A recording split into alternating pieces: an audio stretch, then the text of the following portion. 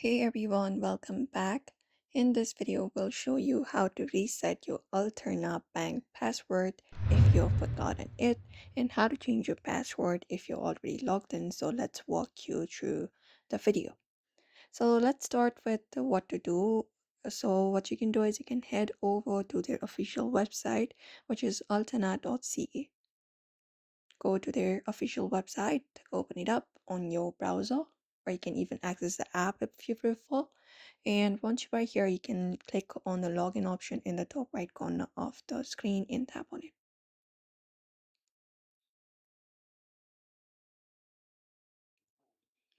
After you tap on it, you will be taken to their login page right here where you need to enter up your login ID and you choose your email or phone number in order to log in. But since we have forgotten our password, in order to reset it, what we can do is we can basically look out for this option called Forgot Password on our screen and tap on it. Now that we have tapped on it, we need to go ahead and provide in some details in order to recover our password. So first of all, go ahead and provide in your login ID for your account in this box right here. Type it in the section.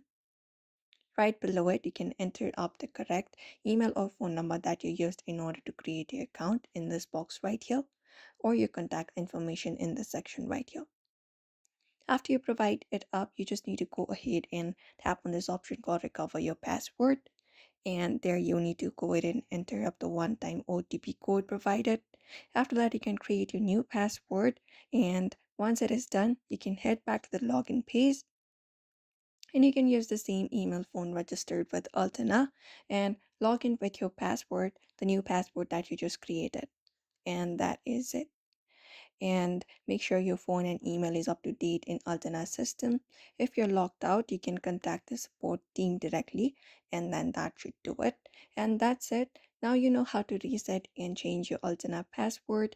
If this video helped you, drop a like and subscribe, and let us know in the comments if you have any banking questions.